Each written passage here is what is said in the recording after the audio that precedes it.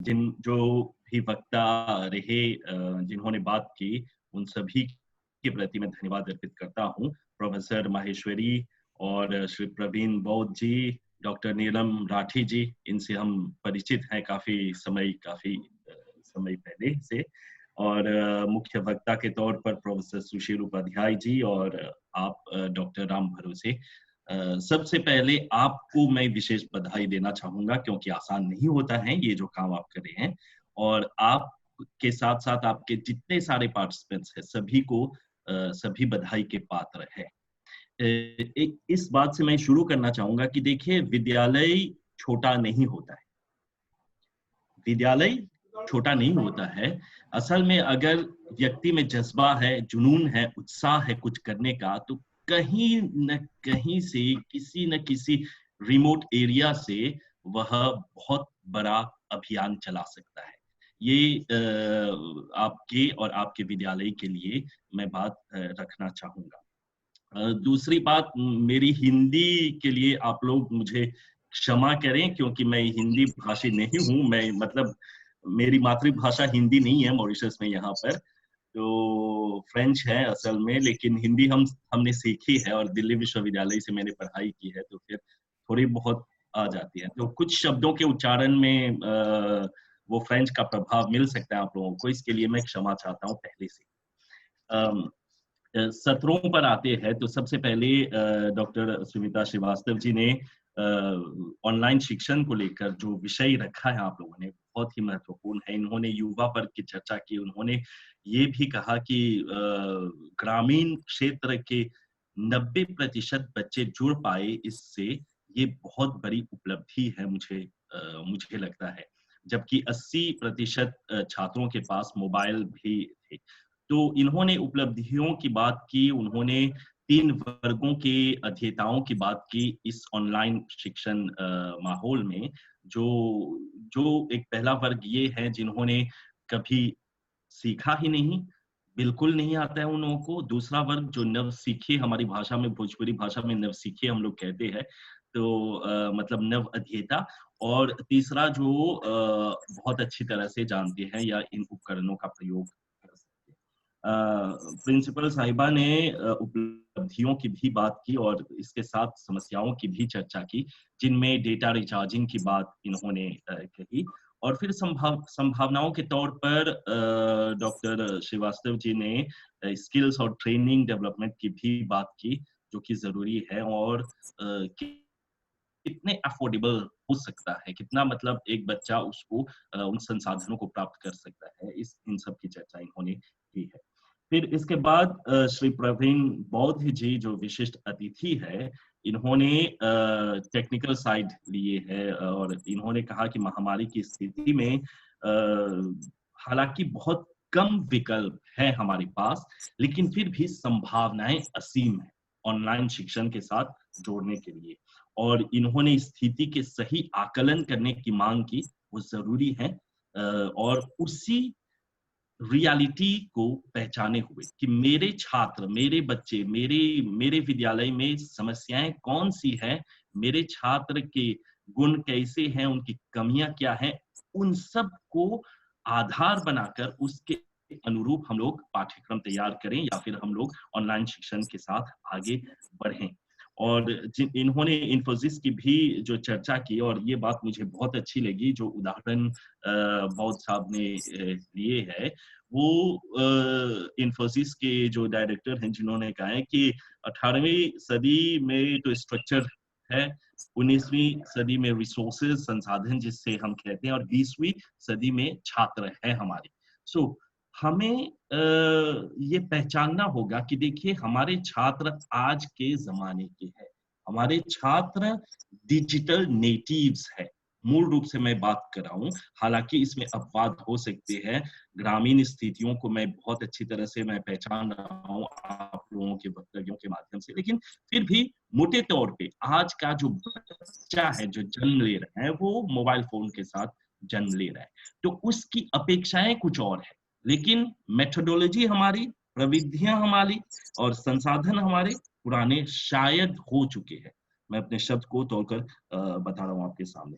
तो इसलिए इस जो मिसमैच की बात है, तालमेल नहीं हो पाता है, इसकी चर्चा बौद्ध साहब ने की है और इन्होंने कहा है कि साधन के तौर पर इंटरनेट, मोबाइल फ़ोन और टेक्नोलॉजी वगैरह ये सब है, लेकिन टेक्निकल एजुकेशन के संदर्भ में ज़्यादातर ये प्रैक्टिकल बेस्ड एजुकेशन है और शिक्षकों को लगातार सीखना होता है और अपने आप को अपग्रेड करना होता है, वो ज़रूरी है। जहाँ तक चुनौतियों की बात इन्होंने की और इन्होंने कहा है कि नई ज़िम्मेदारियाँ अब बन रही है शिक्षकों की और नई ज़िम्मेदारियों में हमें शिक्षक को फ्रेंडली होना है, अपने छात्रों को के बीच में उस ढंग से वो दूरी बनाए नहीं रखना है, फ्रेंडली अप्रोच हो, फिलोसॉफिकल अप्रोच हो, उनकी साइकोलॉजी को हम समझें। आज के छात्र को यदि हम ठीक ढंग से नहीं पढ़ा पा रहे हैं, एक मूल कारण मुझे लगता है कि ये है कि हम उनके स्तर तक उनकी साइकोलॉजी को ठीक से टटोल नहीं पाते हैं, वो ज़रूरी है मुझे लगता है। और इसमें मैं एक और बात मैं जोड़ना चाहूँगा, इन्होंने कहा कि सर्वाइवल ऑफ द फिटेस्ट वो ज़रूरी है। डार्विन का जो कांसेप्ट है, सिद्धांत है, आप लोग जानते हैं सर्वाइवल ऑफ द फिटेस्ट। लेकिन चूँकि इस महामारी के दौर में हम लोग आगे बढ़ रहे हैं, तो फिर मैं एक और वाक्य जोड़ना चाहूँगा सर्वाइवल ऑफ द क्विकेस्ट मतलब कौन कितने जल्दी सीख पाता है चीज़ों को, कितने जल्दी आप अपने आप को अपग्रेड, अपस्किल कर सकते हैं, कितने जल्दी आप टेक्नोलॉजी को और नई शिक्षण प्रविधियों को सीख सकते हैं, समझ सकते हैं, पहचान सकते हैं और उसको प्रैक्टिस में, उसको अपने व्यवहार में ला सकते हैं, ये तय करेगा कि आप टिकेंगे या आप पिछड़ जाएँगे। ये ज़रूरी है मुझे लगता है और इन्होंने नॉलेज अप्रोच की बात की, इन्होंने कहा कि आज के संदर्भ में जो ज़रूरी है, वो ये है कि हम अपने छात्रों में प्रेज़ेंटेशन स्किल्स को उसको बढ़ावा दें और इन्होंने एक बात से अपने वक्तव्य को समाप्त किया था, वो ये है कि हम नॉलेज जो है, वो तो गूगल पे है, हर जगह है, लेकिन बात को कैसे रखना है, अप्रोच की मैं बात करता हूँ। किस ढंग से पेश करना है अपने छात्रों को, ये महत्वपूर्ण है कि हम कैसे पेश करें, कैसे प्रस्तुत करें उन कंटेंट को और किन विधियों के माध्यम से हम पहुँचाएँ अपने छात्रों तक, ये महत्वपूर्ण है और ये तय करेगा कि छात्र उसको ग्रहण कर पाते हैं या नहीं। तीसरे वक्ता प्रोफेसर माहेश्वरी ने जो मुख्य अतिथि रहे, इन्होंने कोरोना की भूमिका दी और इसके बाद इन्होंने शिक्षण संसाधनों के प्रयोग में नयापन की चर्चा की और नॉलेज डेवलपमेंट की भी बात इन्होंने की और इन्होंने इस मुद्दे को भी छुआ कि किस तरह से ट्रेडिशनल टीचिंग से ऑनलाइन टीचिंग की ओर हम लोग बढ़ रहे हैं और उसमें किस तरह से उसको कैसे प्रभावशाली बनाया जा सकता है। तो इन्होंने कुछ समस्याओं की, कुछ चुनौतियों को रेखांकित किया है, जिनमें कुछ एक को मैं आपके सामने फिर से दोहराना चाहूँगा। एक तो अडैप्टिंग इश्यूज़ वो महत्वपूर्ण है। चुनौतियों के तौर पर, समस्याओं के तौर पर हमारे छात्र, हमारे शिक्षक कितना अडैप्ट कर पा रहे हैं। जैसे अभी नीलम जी ने कहा कि दिल्ली यूनिवर्सिटी में अचानक, अकस्मात स्थिति ऐसी आ गई है कि जो भी आपके शैक्षणिक सत्र हैं, उनको ऑनलाइन आपको पूरा करना है, ये निर्देश मिला है, राइट? तो इस ढंग से किस तरह से अडैप्ट कर पा रहे हैं, ये एक बड़ी समस्या है। दूसरी समस्या है टेक्निकल इश्यूज़ जिनमें उन्होंने कहा कि 20% छात्र के पास मोबाइल फ़ोन नहीं है। फिर तीसरा तैयारी प्रिपेयर्डनेस वो ज़रूरी है। मैं शिक्षक हूँ, 20 वर्षों से मैं यहाँ पर यूनिवर्सिटी में पढ़ा रहा हूँ, कितना मैं तैयार हूँ, प्रिपेयर्डनेस मेरी, अगर मैं पहले से ही देखिए जी ने बहुत पहले से हमको ये सुविधा दी। चिल्ला-चिल्ला कर टेक्नोलॉजी हम सबसे कह रही है कि देखो भैया मैं उपस्थित हूँ, मेरे मेरे इतने हाथ हैं, मैं रक्तबीज की तरह हूँ। जहाँ पर रक्त की एक बूंद गिरे, वहाँ पर मैं पनप रहा हूँ। मैं एक मोबाइल ऐप के रूप में आपके सामने हूँ, स्काइप के रूप में और तरह-तरह के उपकरणों के रूप में आपके सामने हूँ। लेकिन आप मेरा सदुपयोग किस तरह से कर रहे हैं? कोई भी काम, किसी भी काम के लिए, शिक्षण में या किसी भी काम के लिए। तो ये ज़रूरी है, तैयारी। किस हद तक हम लोग तैयार है इस काम को आगे बढ़ाने के लिए। फिर इन्होंने टाइम मैनेजमेंट की भी बात की, इन्होंने कंप्यूटर लिटरेसी, सेल्फ मोटिवेशन और सोशल आइसोलेशन की भी बात की। एक जो बड़ी समस्या प्रोफेसर माहेश्वरी ने हमारे सामने रखी, उत्तराखंड में नेटवर्क की समस्या है, जिसकी वजह से लगभग 7 लाख छात्र वंचित हुए हैं उससे। फिर इन्होंने जो अपने ऑटोनॉमस कॉलेज की बात की, वो मुझे बहुत ही रोचक लगा, विशेष तौर पर कि किस तरह से मोबाइल ऐप का निर्माण हुआ, किस तरह से ई-लाइब्रेरी का प्रयोग हो रहा है और किस तरह से नए कोर्सेज बनाए हैं इन लोगों ने आईसीटी के माध्यम से। तो ये ज़रूरी है और जो सुझाव इन्होंने दिए हैं कि स्मार्टफ़ोन छात्रों तक पहुँचाया जाए, वो ज़रूरी है। और इन्होंने अपना वक्तव्य इन 5 सीज़ के साथ समाप्त किए, जिन ऑनलाइन शिक्षण के लिए जो है content collection, content management, connectivity, coordination और कैपेसिटी बिल्डिंग, वो ज़रूरी है। आज के दौर में यदि शिक्षक हमारे ट्रेंड नहीं है, अब ये ट्रेनिंग संस्थागत भी हो सकती है और व्यक्तिगत भी हो सकती है। अगर मैं खुद को अपग्रेड न करूं, मैं खुद को धीरे-धीरे किसी भी उपकरण के साथ अगर मैं अभ्यस्त न हूं, तो मैं पिछड़ जाऊंगा। ये स्थिति है। इसके बाद प्रोफेसर सुशील उपाध्याय जी मुख्य वक्ता रहे।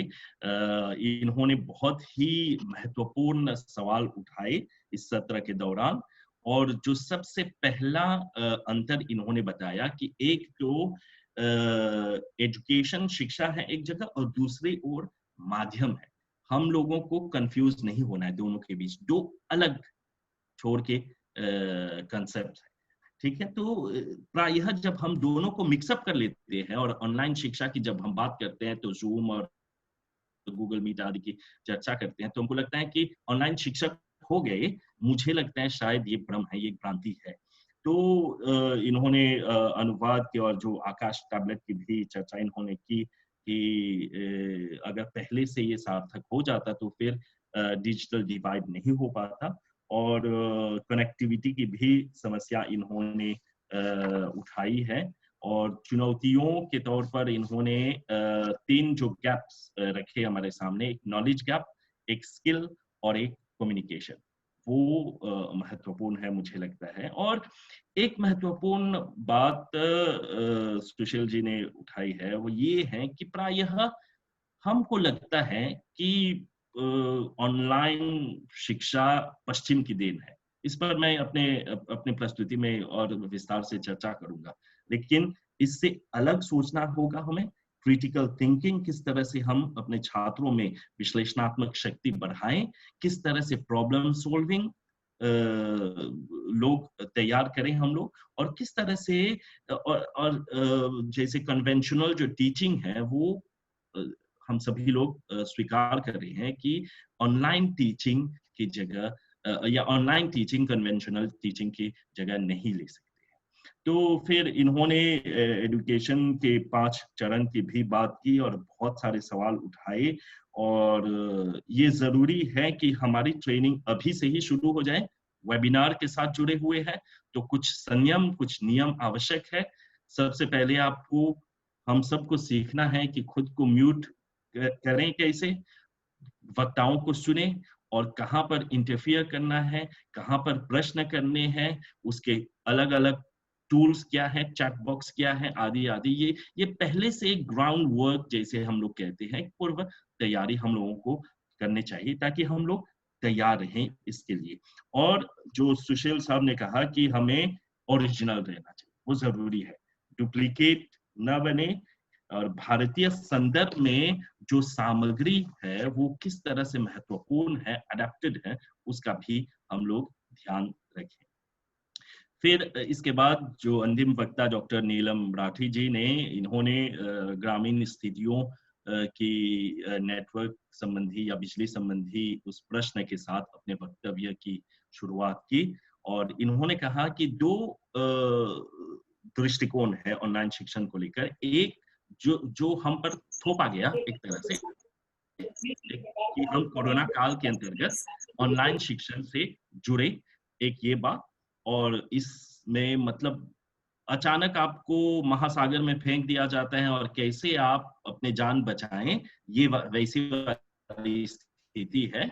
और दूसरे एक जो वेल कैलकुलेटेड, मतलब अच्छी तरह से आप कैलकुलेट करें कि लॉन्ग टर्म के लिए ऑनलाइन शिक्षण आपके विद्यालय, आपके महाविद्यालय, आपकी यूनिवर्सिटी के लिए क्या एक स्ट्रैटेजिक प्लानिंग हो सकती है, भावी जो योजना बन सकती है, और विधिवत रूप से वो बनना आवश्यक है। तो इन्होंने अनेक उदाहरण दिए किस तरह से दिल्ली विश्वविद्यालय में अपूर्ण शैक्षणिक सत्रों को पूरा करना पड़ा, और इंटरनेट एक्सेस की भी समस्या के बारे में इन्होंने चर्चा की। और फिर ये भी बताया कि बहुत सारे वीडियोस हैं, बहुत सारे टूल्स हैं जो प्रयोग में हम लोग ला सकते हैं। जहाँ तक सभी वक्ताओं के बारे में उनके मुख्य विचारों को मैंने आपके सामने रखा है। यदि डॉक्टर राम भरोसे आपकी अनुमति हो तो मैं अपनी प्रस्तुति के साथ आगे बढ़ूं।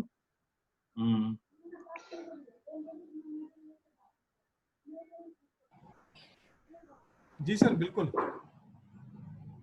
ठीक, आप बस मुझे दिशा निर्देश करें और बताएं मुझे कि मेरे पास कितना समय है, ताकि आप उस हिसाब से इसको बिल्कुल अच्छे से समराइज कर दीजिए सर। आप अपना समय लीजिए सर। आप ठीक है, ठीक, धन्यवाद, धन्यवाद।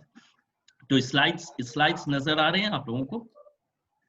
जी सर, आ रहे हैं सर। जी जी जी जी जी। तो ये मेरी प्रस्तुति ये है कि ऑनलाइन शिक्षण पद्धति, उपलब्धियां, समस्याएं और संभावनाएं।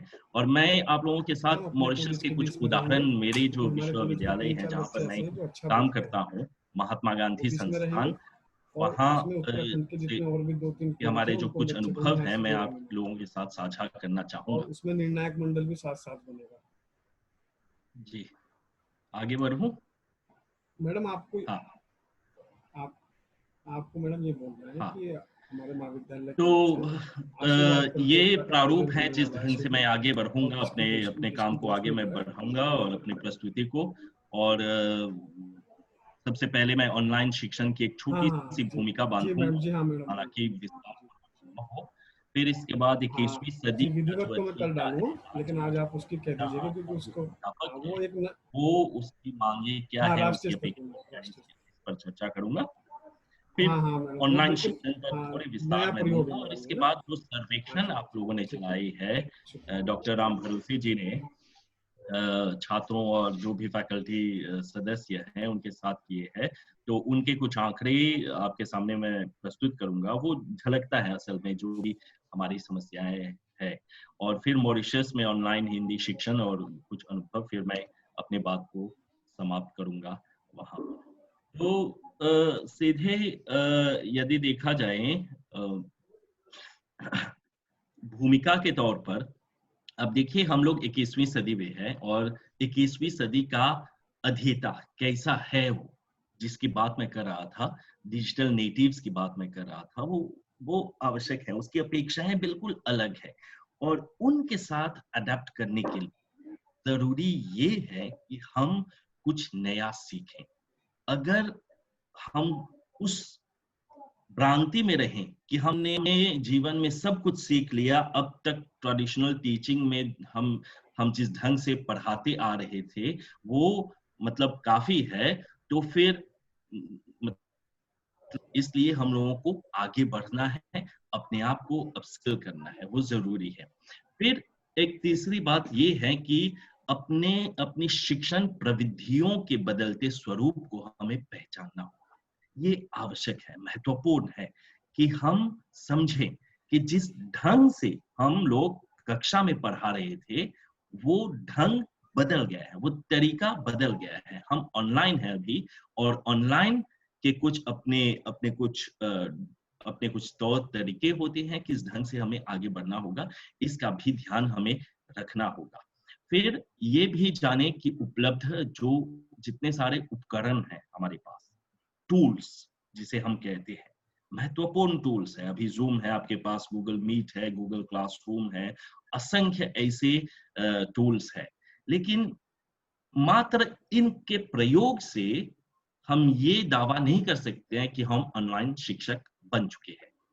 ये एक गलत धारणा होगी शायद, या फिर एक सीमित धारणा होगी, बल्कि हम जाने कि उन उपकरणों का अपने शिक्षण उद्देश्यों के और शिक्षण परिणामों के साथ कैसे हम जोड़कर इफेक्टिव टीचिंग करें, प्रभावकारी शिक्षण करें, वो महत्वपूर्ण है। जब तक हम अपने शिक्षण उद्देश्य से अलग रहेंगे, तो कितने सारे टूल्स हम सामने लाएं, ऑनलाइन शिक्षा उस ढंग से प्रभावकारी नहीं बन पाएगी।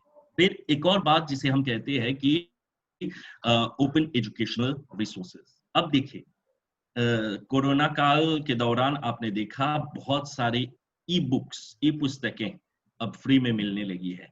बहुत सारे वेबसाइट्स जहां पर हैं जो अपने पेड कोर्सेज पहले चलाते थे, अब उनको लगभग फ्री में चला रहे हैं। बहुत सारे संसाधन हमें फ्री में मिल रहे हैं। इसको हम ओपन एजुकेशनल रिसोर्सेज कहते हैं, मुक्त शैक्षणिक संसाधन। अब इनका अधिक से अधिक प्रयोग अपनी ऑनलाइन कक्षा के लिए कैसे करें, ये सबसे बड़ा प्रश्न है। फिर ऑनलाइन शिक्षा के अंतर्गत आप देखेंगे कि प्रतिपुष्टियां और सर्वेक्षण महत्वपूर्ण है। इनका अस्तित्व जबरदस्त है। जब तक हम फीडबैक न लें छात्रों के साथ, और वो फीडबैक पग पग पे होता है, unit wise, component wise, segment wise, खंडों में होता है, कि जब तक सर्वे न करें, जब तक प्रतिपुष्टियां न लें, तब तक हम अपने आप को ऑनलाइन शिक्षण के साथ। और फिर एक प्रश्न भी आया था कि कौशलों का विकास कैसे करें। कुछ कौशलों के विकास ऑनलाइन शिक्षण के माध्यम से हो सकता है, लेकिन फिर भी ऐसा न समझे आप लोग कि ऑनलाइन शिक्षण से ही आपका पूरा पाठ्यक्रम समाप्त हो सकता है। मुझे लगता है इसमें संदेह है, इसलिए मैं व्यक्तिगत तौर पे काफी वर्षों से मैं इन उपकरणों का प्रयोग करता हूँ। तो मुझे लगता है कि जिसे हम एक मिश्रित मोड कहते हैं, जहाँ पर दूरस्थ शिक्षा आपके ODL, open and distance learning, इसके साथ साथ ऑनलाइन शिक्षा और जो पारंपरिक शिक्षा मोड है, इन सब का एक मिश्रित रूप वो सबसे अधिक लाभकारी है।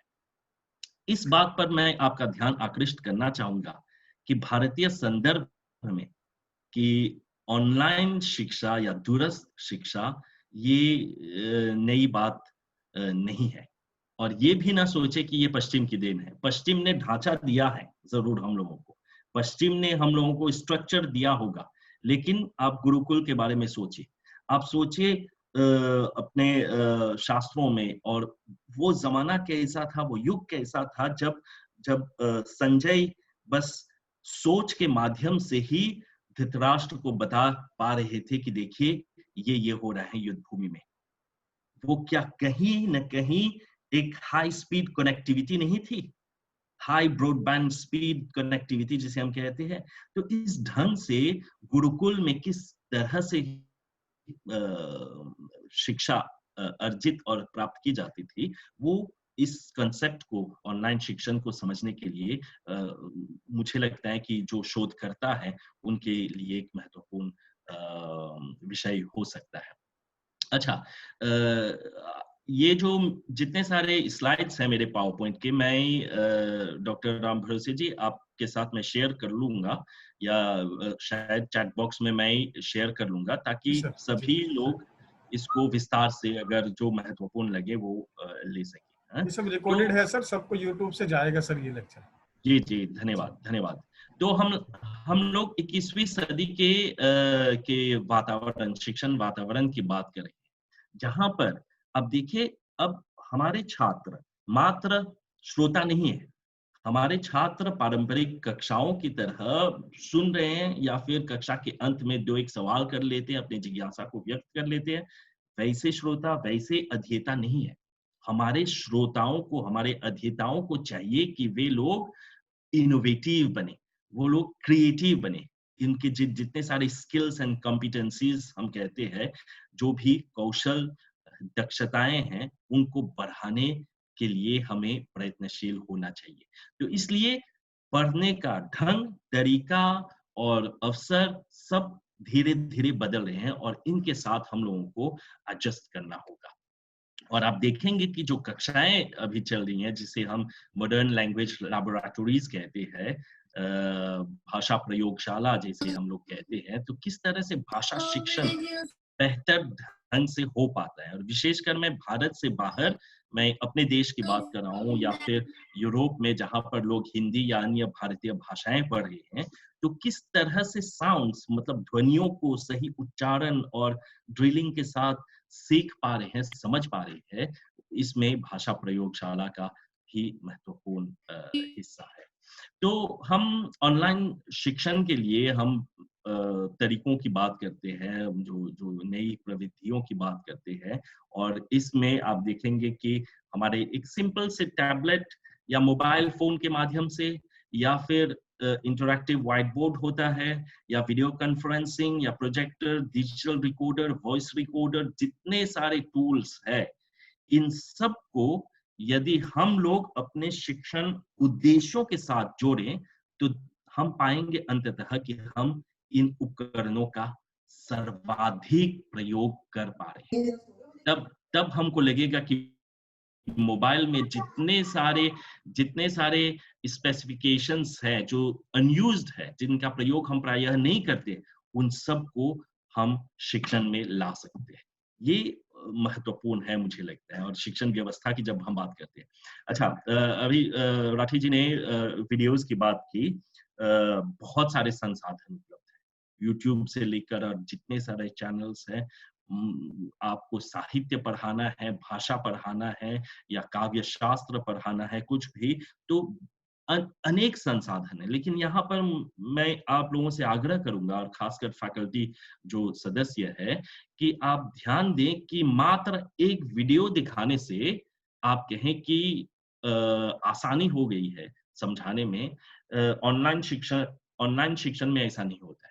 ऑनलाइन शिक्षण में आपको पहले तय कर लेना है पहले से कि ये वीडियो मेरे पास है, उसको डाउनलोड कर दिया है मैंने, या ये सामग्री डाउनलोड कर दिया है।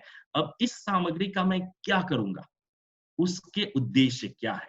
मेरे पाठ, मेरे ऑब्जेक्टिव ऑफ द डे के साथ किस तरह से ये जुड़ेगा? किस तरह से मैं अपने निर्देश को सामने रखूँगा? छात्र से मैं क्या पूछूँगा? आप केवल वीडियो देखें, नंबर 1, वीडियो देखने के बाद या पहले 5 मिनट देखें वीडियो का, और उसमें कुछ महत्वपूर्ण शब्द निकालें, जैसे हम लोग करते हैं, हम कहते हैं कि 10 विशेषण आप निकालिए उसमें, या वाक्य संरचना को ठीक कीजिए, या किसी एक गीत में लिंग संबंधी जो भी कारक और जो भी व्याकरणिक संबंधी अशुद्धियां हैं, उनको निचोड़े। तो निर्देश बहुत महत्वपूर्ण है। जब तक इंस्ट्रक्शंस हमारे क्लियर, स्पष्ट ना हो, तब तक उस वीडियो को दिखाने से मात्र एंटरटेनमेंट के लिए, मात्र वो देख रहे हैं दृश्य श्रव्य माध्यम से, और उससे कुछ इफेक्टिव लर्निंग और लर्निंग आउटकम्स आउटपुट नहीं हो पाएगा। तो ये भी ध्यान रखना है हम लोगों को। अब हम मॉरिशस की यदि बात मैं करूँ, तो हम शिक्षण विधियों पर अधिक जोर देते हैं, और काफ़ी वर्कशॉप्स चलाते हैं कि नई विधियों के माध्यम से हम कैसे हिंदी और अन्य भारतीय भाषाओं को बेहतर ढंग से पढ़ा सकें अपने बच्चों को। क्योंकि आप देखिए, हमारे यहाँ जो जितने सारे हमारे छात्र हैं, वो हिंदी को एज़ अ सेकंड लैंग्वेज, द्वितीय भाषा के रूप में पढ़ते हैं। तो और वैसा वातावरण भी नहीं है। हम फ़िल्में देखते हैं, यहाँ पर हिंदी के कार्यक्रम चलते हैं दूरदर्शन पे हमारे यहाँ और रेडियो पे, लेकिन फिर भी वो फ्लुएंसी नहीं है, वो फ्लो नहीं है हमारे छात्रों में। लेकिन इसलिए एक स्ट्रक्चर्ड पेडागोजी का प्रयोग वो करना ज़रूरी है। तो इस पर हम लोग काफ़ी ज़ोर देते हैं, और चूँकि अ, हमारी जो सरकार मिनिस्ट्री में जो भी प्राइमरी स्कूल से प्री प्राइमरी से हिंदी की पढ़ाई होती है अप टू यूनिवर्सिटी लेवल, और उसमें वहाँ पर हमारे जो नेशनल करिकुलम फ्रेमवर्क हैं, सभी में स्पष्ट है कि किन-किन उद्देश्यों की प्राप्ति के लिए आप पढ़ा रहे हैं शिक्षकों को, हर एक लेवल के लिए उद्देश्य क्या है। और इन सब में आप देखेंगे कि महत्वपूर्ण ये है कि to develop competencies and develop skills. जैसे कुछ वक्ताओं ने पहले बताया कि problem solving, critical analysis, decision making, और ये इस तरह के जो कौशल हैं भाषा संबंधी, जब हम भाषा की बात करते हैं तो listening skills, speaking skills, writing skills and और इन सब को बढ़ाना मतलब हमारे उद्देश्य होते हैं। अच्छा, इन उपकरणों की बात मैंने की है, मैं इसको स्किप करता हूँ, आगे मैं बढ़ना चाहूँगा। अब देखिए प्रायः ये भ्रम है और डॉक्टर राम भरोसे के साथ इस पर काफ़ी लंबे समय के लिए हमने चर्चा की कि कुछ लोगों को शायद ये लगता है कि ज़ूम पर या गूगल मीट पर आना या फिर कुछ उपकरणों का प्रयोग करना आ गया, तो मतलब जुड़ गए हम लोग ऑनलाइन शिक्षण के साथ। जी, जी, अ, जी, मैं कहूँगा कि सतर्क रहना चाहिए हम लोगों को, जी। क्योंकि ये टूल्स हैं। हुँ, अगर इनका गलत इस्तेमाल करें, अगर खुद हम लोग कमज़ोर हैं इनके प्रयोग में, तो फिर इसका नकारात्मक प्रभाव छात्र पर पड़ सकता है। बजाय इसके कि छात्र हमारे इन इन माध्यमों से नई चीज़ें सीख पा रहे हैं, लेकिन वो ये कहेंगे कि मेरे शिक्षक को नहीं आता है, बिल्कुल नहीं आता है, या फिर केवल टूल है उनके सामने, लेकिन इसका प्रयोग कैसे करें, तो बहुत सारे व्यवधान आ सकते हैं। तो इस पर हम लोगों को ध्यान देना होगा। जिन 5 तत्वों की मैं बात करता हूँ प्रायः ऑनलाइन शिक्षण की, एक तो सबसे पहले आपके पास शिक्षण सामग्री होनी चाहिए। वो कंटेंट जिसे आप कहते हैं, और कंटेंट पर आप ध्यान दें। सुशील सर ने कहा और अन्य वक्ताओं ने भी कहा, कंटेंट ऐसा न हो कि कहीं से आप आयात आयात करके कहीं से उठाकर आपने रख दिया है। नहीं, आपके कंटेंट आपके छात्रों, आपके पाठ्यक्रम, आपके यूनिवर्सिटी, कॉलेज की सच्चाइयों को, उनकी वास्तविकताओं को ध्यान में रखते हुए बनाया जाना चाहिए। वो ज़रूरी है, कंटेंट। और उसके साथ शिक्षण उद्देश्य, हर एक कंटेंट का अनुभाग, छोटा भाग आप उसके लिए बनाए, उद्देश्य क्या है? क्यों मैं पढ़ा रहा हूँ ये भाग? कैसे मैं पढ़ाऊँगा? पढ़ाने के बाद क्या होगा? अ, उसके परिणाम क्या होंगे? उसके बाद फिर पुनर्मूल्यांकन कैसे मैं करूँ? आत्म मूल्यांकन मैं कैसे करूँ? कैसे मैं अगली बार दूसरे कोहोर्ट, दूसरे बैच को बेहतर ढंग से पढ़ा सकूँ? ये जो लगातार जिसे हम डेवलपमेंट, पर्सनल डेवलपमेंट कहते हैं, वो आवश्यक है। तीसरी बात, ऑनलाइन शिक्षण में निर्देश बहुत ज़रूरी है, क्योंकि आप साक्षात रूप से छात्रों के सामने उपस्थित नहीं है, तो इसलिए निर्देश बहुत ही स्पष्ट होने चाहिए कि देखिए, अब ये हिस्सा आप पढ़ें। पढ़ने के बाद आप ये कार्य करें। इस कार्य को इस ढंग से आप सुपुर्द करें। यहाँ पर आप सुपुर्द करें, और ऐसे इस फॉर्मेट में जितने सारे प्रोटोकॉल हैं, वो ज़रूरी है निर्देश के तौर पर। और ऑनलाइन शिक्षण को किसी एक विद्यालय, महाविद्यालय या यूनिवर्सिटी में समाहित करने के लिए, उसको एक स्ट्रक्चर्ड रूप देने के लिए आपको ढांचों का, प्रक्रियाओं को सशक्त बनाना होता है। मतलब आपके जो प्रोसेसेस एंड मैकेनिज्म्स जिसे हम कहते हैं, कि आपके गाइडलाइंस होने चाहिए, कि अगर कल मैं आपके विद्यालय के साथ जुड़ता हूँ, तो मेरे पास कुछ दस्तावेज होने चाहिए, जो औपचारिक तौर पर कि ऑनलाइन शिक्षण के लिए आपको ये सारी चीज़ें करनी है, वो आवश्यक है। फिर इसके बाद पद्धतियाँ और मॉडल पर हम लोगों को ध्यान देना होगा। पद्धतियों के लिए मैंने पहले भी कह दिया है कि हमें उनमें बार-बार उनको रीअसेस करना होता है, उनका पुनर्मूल्यांकन करना होता है। उद्देश्यों के साथ ये जुड़े हुए हैं, और हमें तय करना है कि मॉडल कैसा है। आज मुझे यदि मैं क्रियाओं को समझा रहा हूँ, सकर्मक क्रिया, अकर्मक क्रिया, तो मेरा सबसे पहले मैं तय करूँ कि किस मॉडल का, किस टूल का प्रयोग मैं करूँगा। ज़ूम बेहतर होगा, या फिर गूगल क्लासरूम बेहतर होगा, या कौन-सा प्लेटफ़ॉर्म बेहतर होगा। अब मॉडल चुन या वहाँ पर, तो किस ढंग से मैं आगे बढ़ूँगा, ये फिर आगे की बात है वहाँ पर। फिर इसके बाद ऑनलाइन उपकरण, जिसे मैं कहता हूँ कि आपके मोबाइल से लेकर अ, मैं प्रायः देखिए मैं एक मॉड्यूल पढ़ाता हूँ मॉरिशसीय हिंदी साहित्य। तो बहुत सारे हमारे रचनाकार यहाँ पर अभी मतलब जीवित हैं।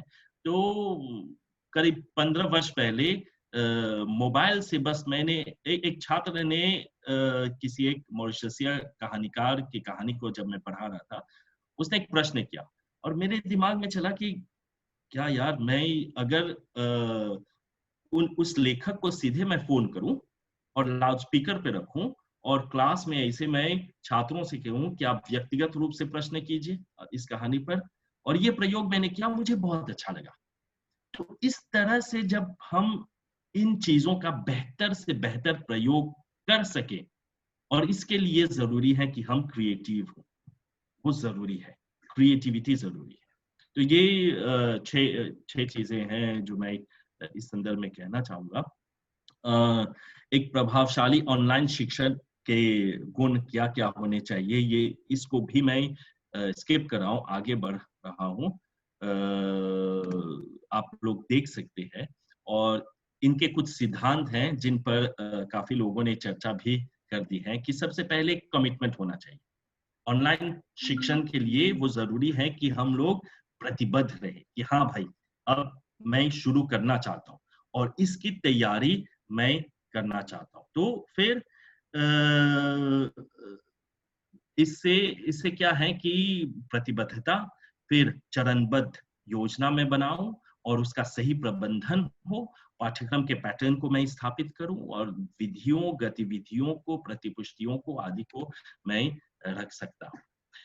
अ, मेरी मेरी प्रस्तुति में डॉक्टर राम भरोसे जी, आप सुन रहे हैं मुझे? Sir, hello. तो जो आंकड़े हैं, जो सर्वेक्षण आप लोगों ने चलाए हैं, उनके आंकड़े मैं आप लोगों के सामने प्रस्तुत करना चाहूँगा और ये वही चिंताएँ हैं जो आप सभी लोगों ने, आपके छात्रों ने व्यक्त की है। एक सबसे पहला सवाल ये था कि वैश्विक स्तर पर ऑनलाइन शिक्षण की उपयोगिता का आकलन करने पर आप कितने प्रतिशत इस पद्धति से संतुष्ट होंगे? और इसमें लगभग आप देखेंगे कि 100% लोग बहुत कम है, बहुत कम दिखते हैं और लगभग 50% के उस पद्धति की संतुष्टि पर 30.2% लोगों ने अपने विचार व्यक्त किए हैं। इन सर्वेक्षणों को मैं आपके सामने रखना चाहूँगा, इसका विस्तृत विश्लेषण नहीं कर पाऊँगा क्योंकि कुछ स्थितियाँ ऐसी है जो आपके देश, आपके गाँव, आपके शहर के अपने कुछ रियलिटीज़ हैं। तो आप इन प्रतिपुष्टियों के आधार पर ज़रा सोचें और देखें कि किस तरह से चीज़ों को और बेहतर बनाया जा सकता है। अब व्यावहारिक शिक्षण को लेकर कुछ लोगों ने अपनी पहली पसंद लगभग 33% लोगों ने व्यक्त की है, जिनको लगता है कि व्यावहारिक शिक्षण पहली पसंद है, जिसे आप ट्रेडिशनल टीचिंग कहते हैं। जबकि मिश्रित शिक्षण पर अधिकतर लोगों का ध्यान गया है, लगभग 62%। तो इसका मतलब ये है कि अधिकतर लोग ये चाहते हैं कि ऑनलाइन शिक्षा 100% न हो, न कि ट्रेडिशनल टीचिंग 100% हो, एक ब्लेंडेड मोड जिसे हम कहते हैं, मिक्स मोड कहते हैं। फिर आगे मैं डॉक्टर राम भरोसे जी, आप मुझे सुन रहे हैं? हाँ।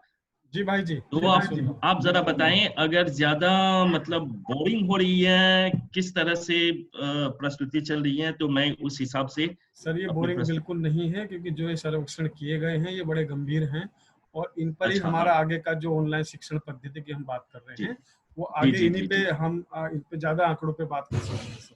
तो आप सर जारी जी, जी। रखिए इस। ओके। लगभग कितने समय है मेरे पास? 10-15 मिनट? 10 minute sir.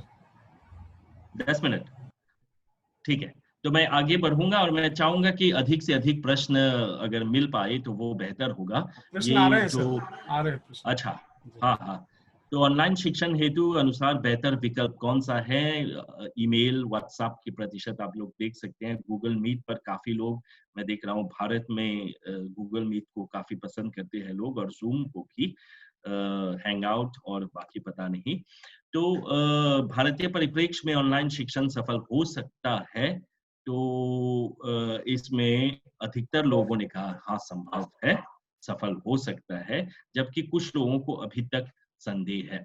38% लगभग लोग इस पर संदेह कर रहे हैं। और इन आंकड़ों को मैं आगे बढ़ाऊं, दूसरा जो सर्वेक्षण चला था कि ऑनलाइन शिक्षण के साथ जुड़ना सरल है, अधिकतर लोगों ने कहा हाँ सरल है। जिन लोगों ने कहा कि कठिन है, तो शायद एक हिचक, एक डर की वजह से या फिर अन्य कारण हो सकते हैं, जिन लोगों ने विस्तार से अपने ओपन एंडेड क्वेश्चंस में रखे हैं इस बात को। ये और कुछ आंकड़े हैं, इनको मैं फिलहाल छोड़ रहा हूँ। क्या अब हमें गंभीरता से ऑनलाइन शिक्षण को अपने व्यावहारिक शिक्षण में शामिल कर लेना चाहिए? अधिकतर लोग ये मानते हैं, और 68% लोग मानते हैं कि बिल्कुल शामिल करना चाहिए, जबकि 16% 300 रेस्पॉन्सेज में से, 300 उत्तरदाताओं में से 16% लोग मानते हैं कि अभी नहीं है और मुश्किल है। उनको मैं समझ सकता हूँ, कुछ चीज़ें हैं जो हमारे कंट्रोल से बाहर हैं, जैसे इंटरनेट वगैरह, ये सारी चीज़ें। ये कुछ समस्याएँ जिन लोगों ने रखी हैं कि दूर-दराज के गाँवों में, इलाकों में किस तरह की समस्याएँ उत्पन्न होती हैं, रेडियो, टेलीविज़न को पाठ्यक्रम के साथ जोड़ना है, इंटरनेट कनेक्शन और इंटरनेट की सुविधा बहुत कम होती है आदि, ये आप लोग देख सकते हैं। अब मैं आना चाहता हूँ अपने कुछ प्रयोगों पर। मॉरिशस में हम लोग पहले मूडल का प्रयोग करते थे। मूडल एक लर्निंग मैनेजमेंट सिस्टम है, जहाँ पर पहले से ही सारा कुछ एक टेम्पलेट जैसा है और आपको भरना होता है आपकी कक्षाएँ, आपके कंटेंट, सामग्री और असेसमेंट और क्विज़ और जो भी ये सारा कुछ। अभी कुछ वर्षों से हम गूगल क्लासरूम का प्रयोग कर रहे हैं। अब गूगल क्लासरूम बहुत ही रोचक है और बहुत ही आसान है। मैं चाहूँगा कि आप लोग इसको एक्सप्लोर करें।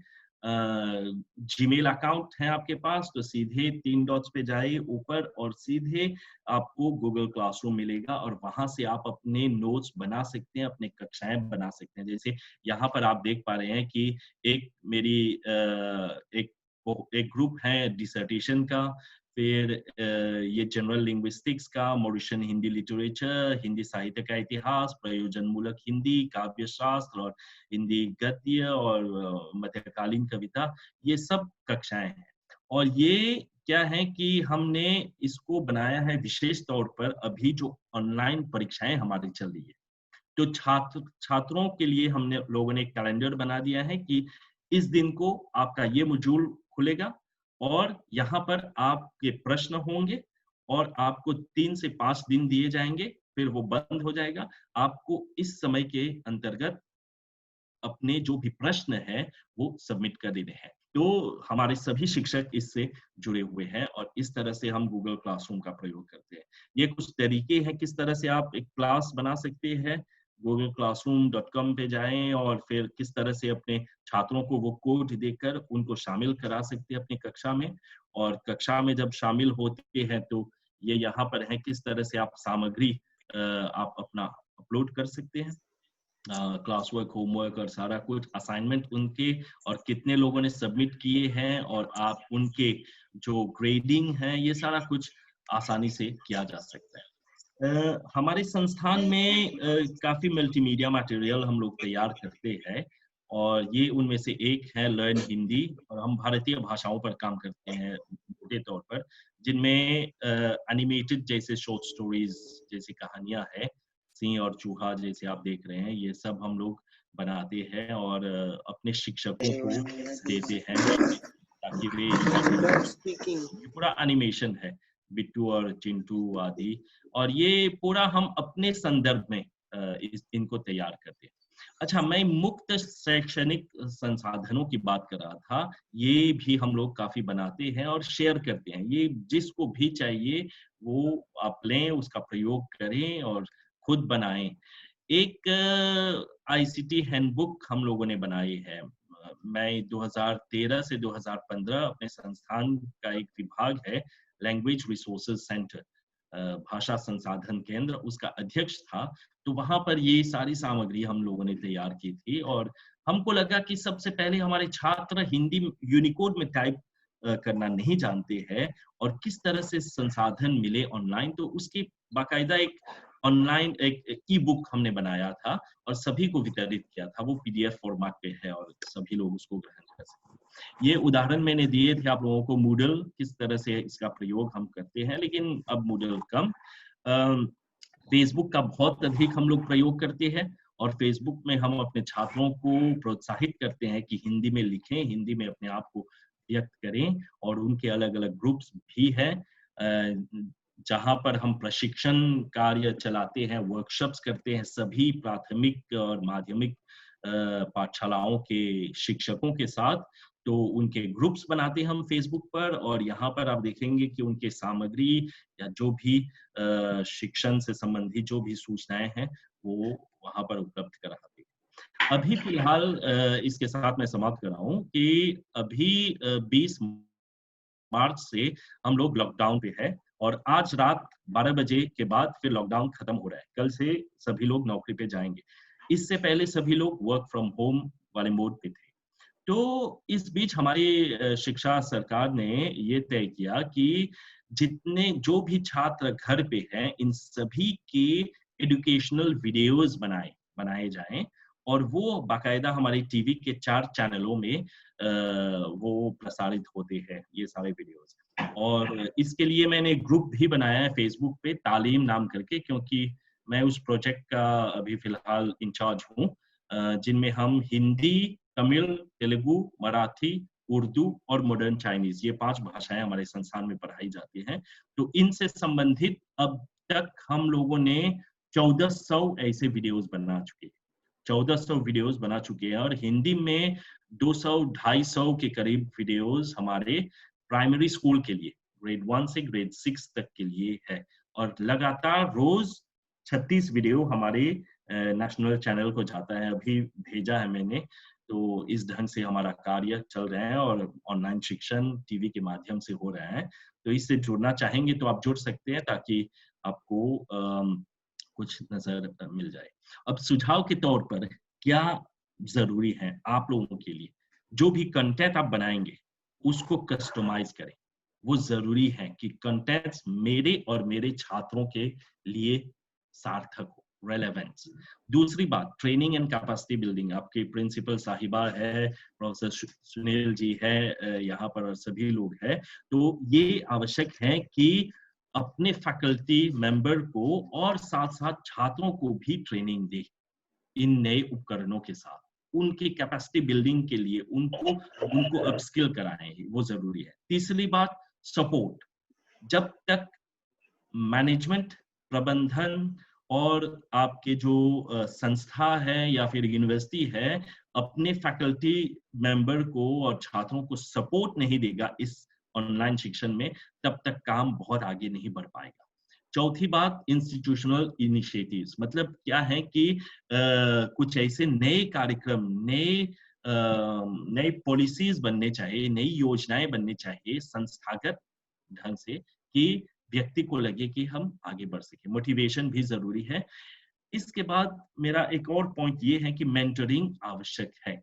जैसे डॉक्टर राम भरोसे अभी आप ऑनलाइन के साथ जुड़े हुए हैं और ये वेबिनार आपने किया है, तो आप अपने सहयोगियों को मेंटर कर सकते हैं, उनको उनकी मदद कर सकते हैं। ये साझेदारी के बिना हमारा काम नहीं बन पाएगा, आप इसका ध्यान रखिए। वर्कशॉप्स और ऑनलाइन टूल ये जरूरी है और मैकेनिज्म और इंटरनेट वो सरकार की ओर से है और लॉजिस्टिक्स जो भी है उसके लिए। आपका सहयोग बस मैं समाप्त कर रहा हूँ और सहयोग लेते रहेंगे। जी अवश्य अवश्य। तो जब तक अभ्यास नहीं करेंगे तो देखिए स्थिति कैसी होगी हमारी। लेकिन ऑनलाइन शिक्षण के साथ, अभ्यास के साथ साथ देखिए हम किस तरह से खुश हो सकते हैं। और देखिए जो व्यक्ति सोचता है, प्रतीक्षा करता रहेगा कि अरे भाई कब मैं सीखूंगा, कब कोई मुझे सिखाएगा, वो पिछड़ जाएगा। और जो व्यक्ति खुद को प्रशिक्षित कर रहा है वो 2 कदम आगे बढ़ेगा और तीसरी श्रेणी का व्यक्ति वो है जो प्रहार करे सीधा, उसको लग रहा है कोरोना वायरस आए मेरे लिए आशीर्वाद है कि मैं शिक्षण में अपने आप को बेहतर बनाऊं, ऑनलाइन शिक्षा के साथ मैं जोड़ूं या जुड़ूं, लोगों को भी जोड़ूं और आगे भी और बेहतर होता जाऊं। वरना अन्यथा भैया गुरुजन, आप इस व्यक्ति की तरह रह जाएंगे कि मैं उपेक्षित क्यों हूं, मुझे क्यों किसी ने ऑन बोर्ड नहीं लिया है। इसके साथ मैं अपनी प्रस्तुति समाप्त कर रहा हूं इस कोट के साथ कि इस दुनिया में आरंभ कुछ भी नहीं, इस दुनिया में असंभव कुछ भी नहीं, हम वो सब कर सकते हैं जो हम सोच सकते हैं और हम वो सब सोच सकते हैं जो आज तक हमने नहीं सोचा है। इसके साथ मैं डॉक्टर राम भरोसे और आपके सभी महाविद्यालय के प्रिंसिपल साहिबा और सभी पैनल मेंबर को और आपके पार्टिसिपेंट्स को मैं बहुत से धन्यवाद देता हूँ। कोई भी प्रश्न हो तो मैं जरूर सुनना चाहूँगा। धन्यवाद सर, आपका बहुत बहुत धन्यवाद। और विशेषतः जो आपने हिंदी शिक्षण में इस तकनीक का जो प्रयोग करना हमें बताया है, ये हमें वास्तव में अपने यहाँ कम से कम अपने स्तर से एक छोटा सा प्रयास करना चाहिए। और मैं तमाम प्रतिभागी को यहाँ ये कहना चाहूँगा कि अगर इस तरह की समस्याएं, टेक्नोलॉजी संबंधी समस्या जब आप मैथोलॉजी का इस्तेमाल करते हैं वो आती है, तो आप सीधे हमारे विनय सर से संपर्क कर सकते हैं। इसमें कोई आपको संकोच करने की आवश्यकता नहीं है। यहाँ पर एक प्रश्न ये आया है सर कि, हाँ सर सुन रहे हैं विनय सर? जी जी मैं सुन रहा हूँ। एक प्रश्न आया है, डॉक्टर दीपिका शर्मा जी ने ये प्रश्न किया है कि what would be the best methodology to adopt a mixed teaching pedagogy in the classroom teaching post कोविड-19? नहीं, फिर से वो कट गया, फिर से बताइए तो। इन्होंने किया है कि what would be the best methodology to adopt a mixed teaching pedagogy in the classroom teaching post कोविड-19, यानी इसके बाद स्थितियां में मिक्स्ड कैसे हम कर सकते हैं टीचिंग व्यवस्था। जी जी जी जी जी जी तो एक प्रश्न और है सर। इस प्रश्न के लिए धन्यवाद। हाँ, एक प्रश्न और है, दोनों को आप साथ ले लीजिएगा। बोलिए। एक प्रश्न ये आया है कि भारत के संदर्भ में जो या ऑनलाइन शिक्षण की जो व्यवस्था है, इसको किस तरह से शासन और प्रशासन के स्तर से इसमें सुधार करने की गुंजाइश है, और कैसे हम दूर दराज के उन गांवों तक भी पहुंच सकते हैं? क्या कोई ऐसा माध्यम भी हमारे सामने निकल सकता है कि दूर दराज का जो बैठा बच्चा है, चाहे वो मैदानी इलाकों का हो, चाहे वो पहाड़ का हो, तो वहां तक भी ये चीजें पहुंच जाएं? ऐसी क्या व्यवस्था हम अपने स्तर से कर सकते हैं? ये एक सज्जन है बिहार से, उन्होंने पूछा है सर, राजकिशोर जी ने। जी धन्यवाद, दोनों प्रश्नों के लिए धन्यवाद। सबसे पहले कि मिक्स पेडागोजी वो जरूरी है और मैं इसका प्रशंसक हूं कि हम एक मिश्रित पेडागोजी का प्रयोग करें।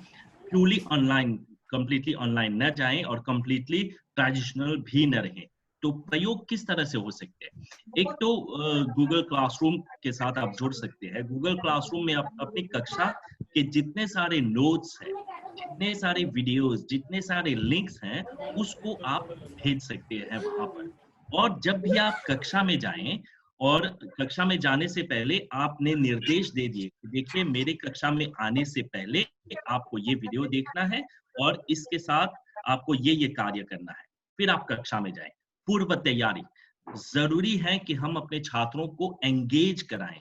वो जो एंगेजमेंट जरूरी है कि एक कक्षा से दूसरी कक्षा के अंतराल में ये जो गैप है वो ऑनलाइन ही शिक्षण पूरा कर सकता है।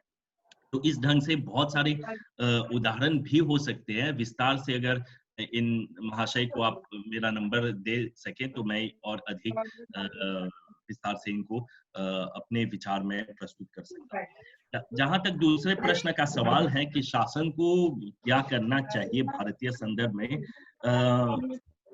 भारत में तो इंटरनेट आमतौर पर एक बहुत बड़ी समस्या है। रिमोट एरियाज में, दूर दराज गांवों में ये सभी लोगों से मुझे पता चल रहा है।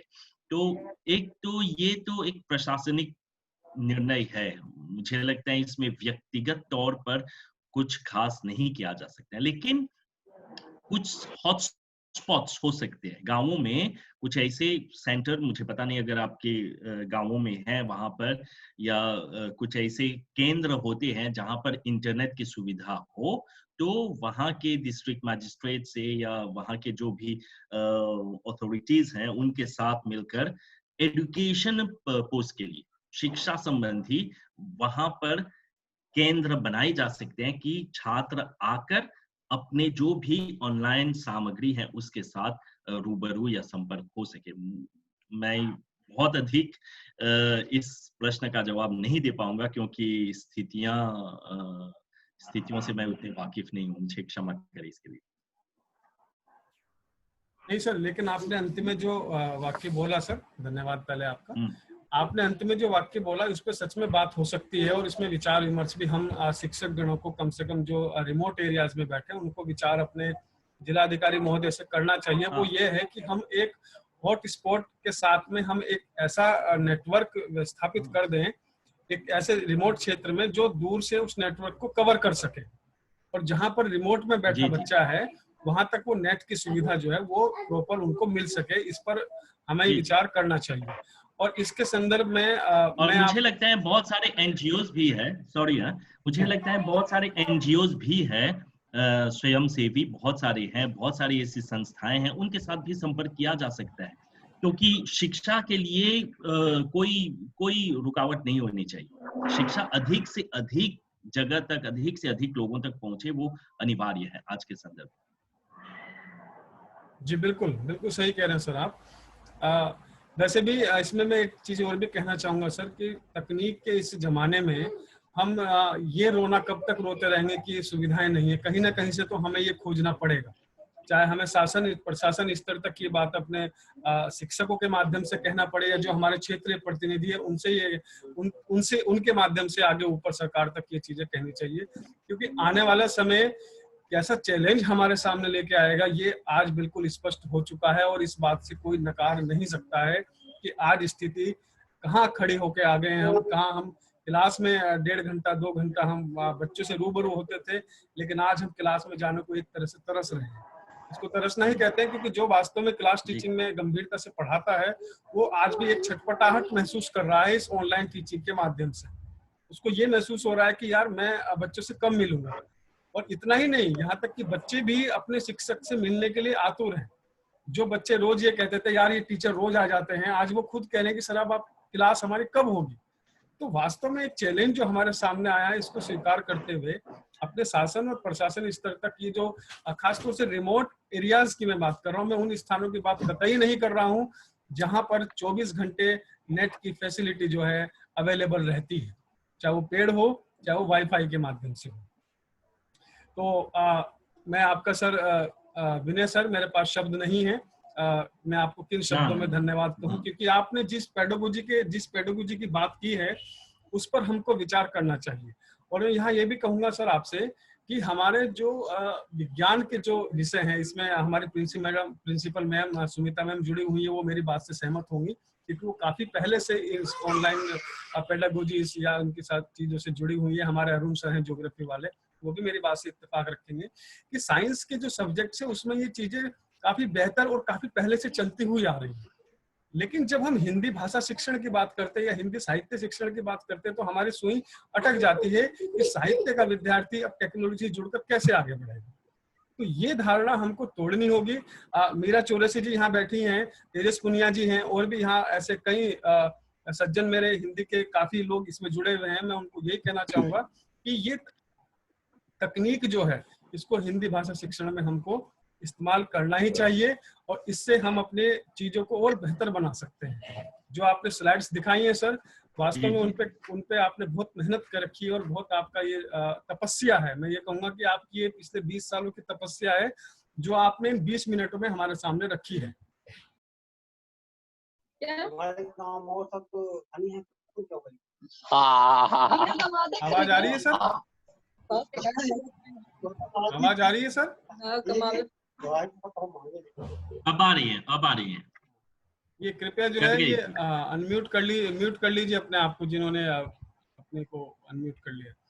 तो मैं अभी नेटवर्क समस्या की बात कर रहा था, उसका भी अभी एग्जांपल अभी आपके सामने आया कि यहाँ पर शहरों में भी नेटवर्क की जो स्थितियां हैं वो बड़ी गंभीर है।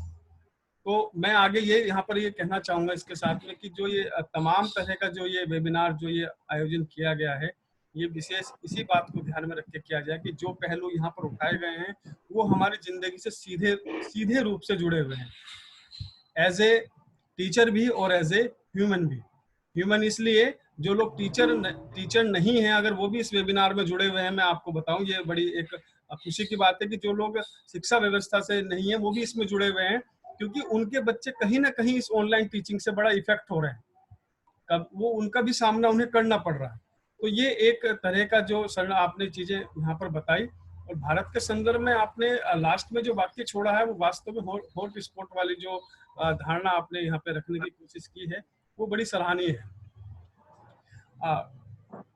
इसके बाद में हमारी धन्यवाद ज्ञापन के लिए आदरणीय अरुण सर से पहले हमारी प्राचार्य महोदया मैडम सुनीता मैम अभी सुन रही हैं मैम? हाँ, सुन रहे हैं।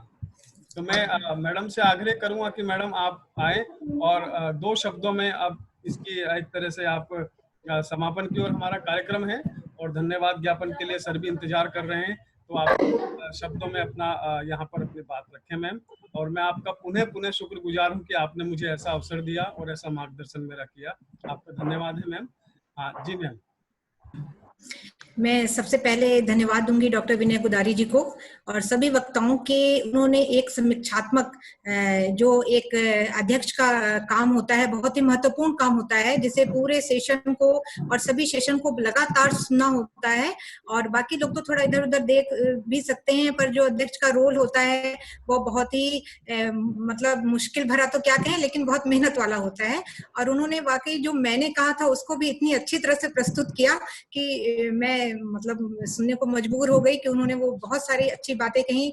और सर की अगर डॉक्टर विनय गुदारी जी के बारे में मैं कुछ कहना चाहूंगी कि आपने एक पॉइंट जो सबसे अच्छी कही कि ऑनलाइन टूल का यूज करना ही केवल ऑनलाइन शिक्षण पद्धति नहीं है, और ये मुझे बहुत अच्छा लगा, क्योंकि अगर ऐसा होता तो जो IITs के द्वारा या IIM के द्वारा या बहुत अच्छी यूनिवर्सिटीज जो इंटरनेशनल यूनिवर्सिटीज हैं, बहुत सारे स्टडी मटेरियल बनाए गए हैं, बहुत अच्छे मटेरियल हैं, पर वो उतने लोकप्रिय नहीं हो पा रहे हैं। और उसकी वजह यही है क्योंकि अभी भी हमें एक पर्टिकुलर एक शिक्षक चाहिए।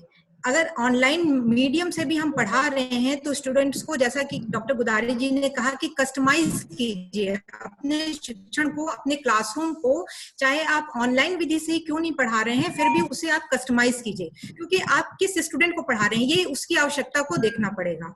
और इसमें मैं वो भी चिंता जोड़ना चाहूंगी जो लोगों की है, मैं चैट बॉक्स में भी देख रही थी कि लोगों की बहुत चिंता है कि अगर ऑनलाइन टीचिंग को बहुत अधिक बढ़ावा दिया गया तो कहीं ना कहीं बेरोजगारी बढ़ेगी और टीचर से नहीं पढ़वाया जाएगा, बल्कि वो कोई रोबोट होंगे, ये होंगे, वो होंगे जो पढ़ाएंगे। पर व्यक्तिगत तौर पे मैं ऐसा नहीं मानती हूँ, क्योंकि अगर एक स्टूडेंट है तो उस स्टूडेंट के लेवल पे जाकर ही उस टीचर को पढ़ाना पड़ेगा, चाहे वह ऑफलाइन मोड में पढ़ाए, चाहे वह डिस्टेंस लर्निंग मोड के लिए मटेरियल प्रिपेयर करे।